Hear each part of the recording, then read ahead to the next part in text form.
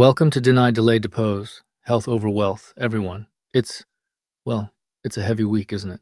I don't even know where to begin. Heavy is an understatement.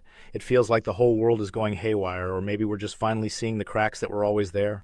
This whole Mangione thing, and now everything else just piles on. Yeah, things are definitely intense, but I think it's important to keep a level head, you know? Not everything is a sign of the apocalypse. A level head? With everything going on? I don't know. A woman burned to death on the subway, allegedly by an illegal immigrant? That's just barbaric, and it's not isolated. It's part of this bigger feeling that things are spinning out of control.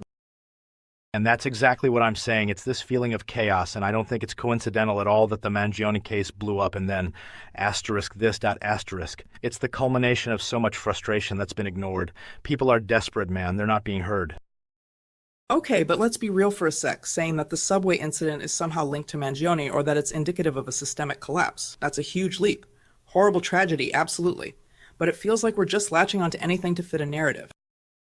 Yes, exactly. It's not just about one asterisk incident. It's about the underlying rage. Mangione was just the catalyst. He exposed the rotten core. And people are seeing that. The system is failing.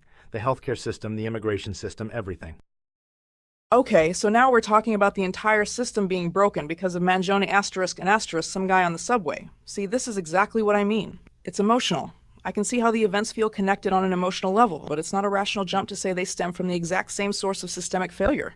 I think they're isolated incidents and, while horrible, they need to be dealt with on a case-by-case basis. But the point is not to diminish what happened to the woman on the train. It is to question, why are people feeling so unheard, so desperate, that violence becomes even remotely thinkable? And it's not just one system. It's this overall disregard for human life, which I think is often because of the prioritization of profit over people. Look at how insurance companies operate and then see how people are falling through the cracks. Exactly, and it's not just America. Look at that article about the German Christmas market attack. The far right jumped on it, saying it was another example of Islamist terror. But turns out the guy was anti-Islam and anti-immigrant. They just needed something to fuel their hate. It's like the truth doesn't matter anymore. Everyone is just looking for ways to validate their own worst impulses. Okay, but isn't that article also a warning, though? That people are just jumping to conclusions and the media is amplifying it, regardless of the facts? Isn't it a problem that people want to use these tragedies to bolster their own views? Isn't it equally as problematic that people are so quick to say it's the system that drives someone to do what Mangione did and what happened in the subway, rather than looking at personal responsibility and individual action? Sure, the media plays a role, definitely. But even if the media wasn't there, the underlying problems would still exist, wouldn't they? The frustration would still be there, the feeling of powerlessness, the sense that no one cares about the little guy. That's what's really fueling this anger that we see on display, not just a media narrative. And it's so convenient to just blame the media or to say it's individual action, right? It's a way to avoid actually looking at these systemic problems that have created this environment of despair. Because it's uncomfortable. It's easier to point the finger at a single person or the news rather than actually do something about it. It's like when people say that Mangione was just crazy. It's an easy way to dismiss the very valid questions his case raises about our healthcare system. I'm not saying the system is perfect, but it's a really complex thing to manage healthcare for an entire nation. And you have to look at the economic factors, and yes, capitalism. Where does the funding for all of this come from? If we just change to some utopian system, what about the cost? I just think that these large-scale changes are incredibly complicated and cannot be simplified into good guys and bad guys with profit as the root of all evil. And the same for blaming capitalism. It has its benefits too. But what about the human cost? We're talking about people dying because they can't afford treatment, or being denied coverage for things they desperately need. How can we just shrug that off and say, well, it's complicated. We need to prioritize health over profit? I agree with you that the financial part of things can be difficult, but we are essentially just putting a band-aid on a system that is deeply flawed, and people are paying the price. Exactly. And look at that article about guaranteed basic income. It's not a magic solution, but it does show you that giving people a safety net improves their lives, decreases stress, reduces food insecurity. This isn't some crazy, unproven idea. There are viable alternatives, and yet our system is actively preventing these conversations from being mainstream. Okay, but didn't the article also say that it's not a silver bullet? It's not like you give everyone $1,000 and all of a sudden all the problems go away. There's a lot more to poverty and economic insecurity than just a lack of money. I agree with you on the fact that poverty is a serious issue, but the GBI study, as the article mentions, still has limitations and there is a lot more work to do, so why are we discussing it as a real solution? Nobody is saying it's a magic bullet. but it's asterisk start asterisk, right? It's a way to give people a basic level of security so that they're not constantly struggling to survive. The point is that we need to experiment with different approaches. We can't just keep doing the same thing and expecting different results, particularly when that system leads to people like Mangione, and potentially these subway deaths in the long run, where people are in such despair they just snap. Yes, and it's not just about giving people money. It's about creating a society where everyone has access to the basic necessities, healthcare, housing, food. And yes, this requires systemic change. It requires us to be willing to look at alternative models, even if it means restructuring capitalism as we know it. The status quo is quite literally killing people. See, this is where you lose me. You're talking about restructuring capitalism, which is incredibly extreme, right? I do think there are things that can be tweaked within the existing system, like looking at ways to regulate insurance better or making healthcare more accessible to low-income areas rather than dismantling everything. You have to look at the trade-offs. Completely changing the economic system has massive unforeseen consequences that you cannot simply ignore or bypass. But are those tweaks enough? I mean, we've been making tweaks for years and things keep getting worse. The fact that someone like Luigi Mangione can get so pushed to the edge that he allegedly commits murder, I mean, to me, that's a flashing red sign that things are not okay. Incremental change is clearly not working. We are not solving these issues, and in some cases, making them worse. So, we can keep tinkering, but I think that what we are seeing is that the core foundations of our healthcare and social welfare system are just broken. And it's not just about the healthcare system, it's about the whole damn structure. It's about the way we value human life, or rather, how we don't value human life if it conflicts with profit. We have politicians and CEOs getting richer while people are literally dying in the streets or on subway trains. It's not just tweaks that are needed, it's a total upheaval, and what Mangione did, to me, felt like the start of that upheaval. Okay, I hear you, but saying Mangione is this revolutionary hero or whatever, it's just really extreme. The guy is facing murder charges. Violence is never the answer. And to romanticize that is dangerous. I think that if people want change, they should do it through voting, protesting, or other legal and peaceful means rather than taking up arms. Is that really the message we want to be sending? No one is saying we condone the violence, but people can recognize the rage behind it, right? That anger comes from somewhere. If people feel like they have no other option, if they feel like the system isn't listening, then violence, although never the answer, becomes inevitable. And that's what's scary. We need to address the root causes. And it's not like violence is a new thing, is it? Look at history. Whenever people have been oppressed or ignored, they have always had a breaking point, right? Mangione may be the spark, but the fuel has been building for a long time. And this subway incident, I see as part of that same desperation and feeling of being abandoned by the world.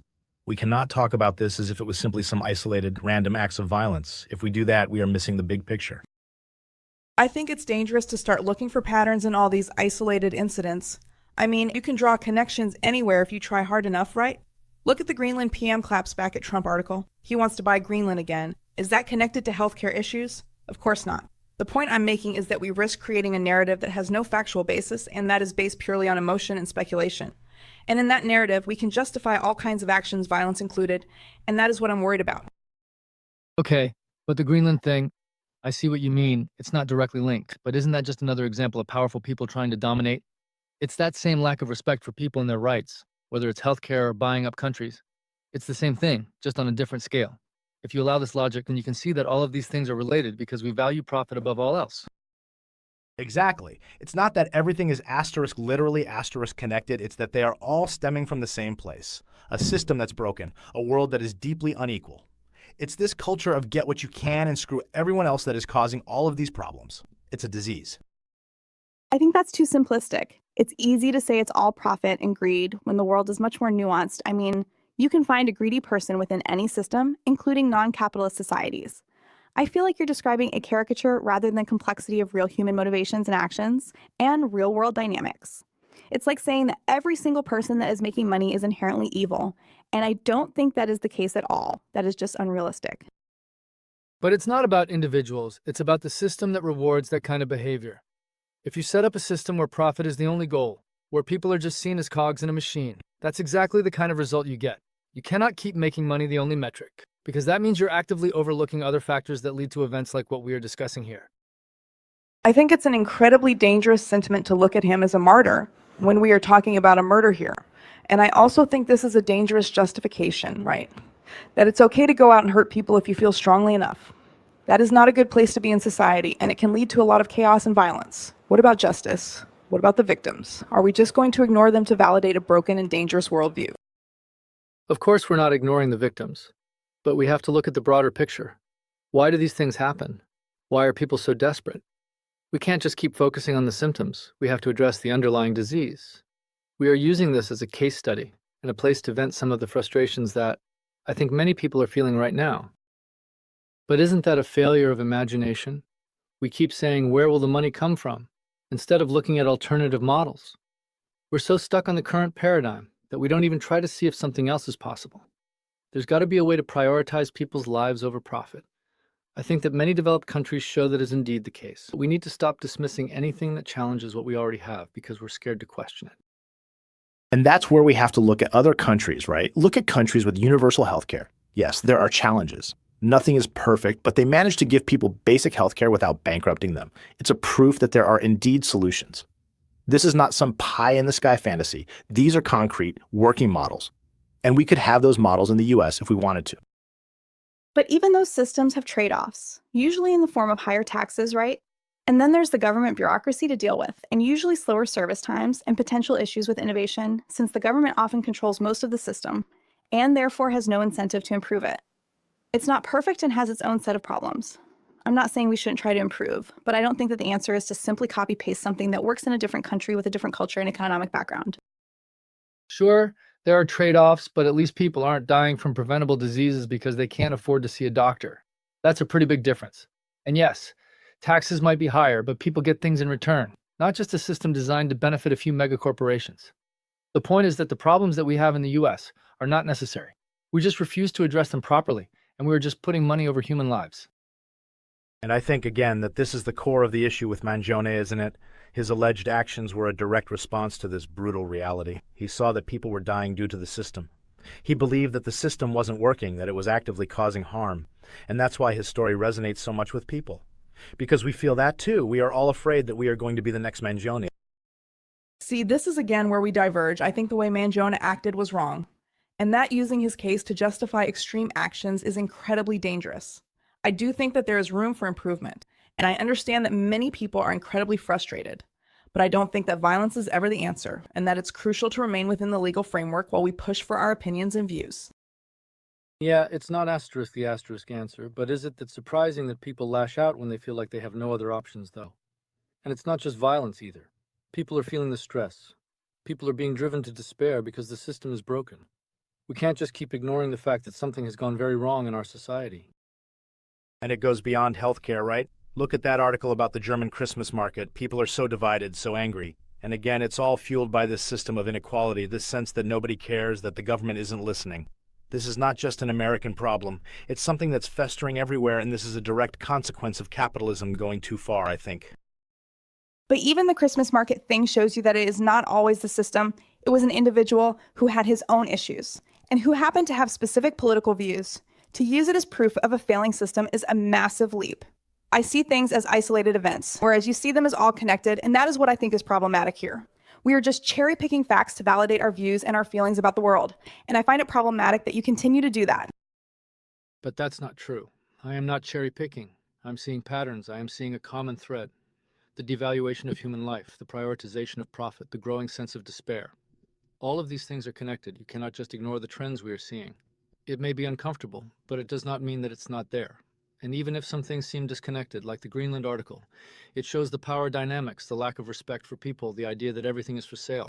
That's the overall trend I'm seeing in our society. And it's about the future, too. We can't keep going down this road, ignoring the warning signs. These incidents, Mangione in the subway, everything. They are signals that we are heading towards a dangerous path. It's up to us to try and make a change, to push for a system that actually cares about people, that values life over profit, and that stops ignoring the needs of all people instead of the wants of just a few.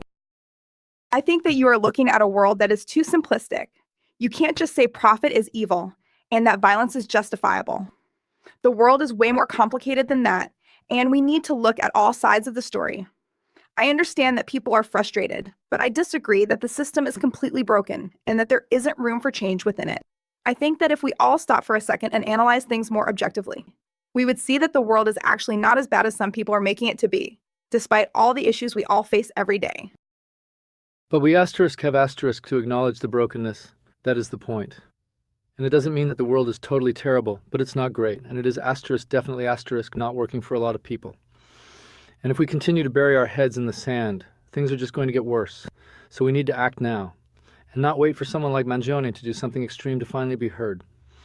We need to improve the healthcare system, improve the social services, and ensure that people are not going to die in despair on the streets of New York, or any other place for that matter. And if that requires big changes, we have to do them. Yes, and we have to start by listening to the people who are actually suffering, not just the voices at the top. We need to center the people who are most affected by this inequality and build a system that works for them. And yes, that might be scary. It might mean challenging the status quo, but isn't that worth it if it means creating a fairer and more just society? Isn't that the reason why Mangione did what he did, to send a message to the elite?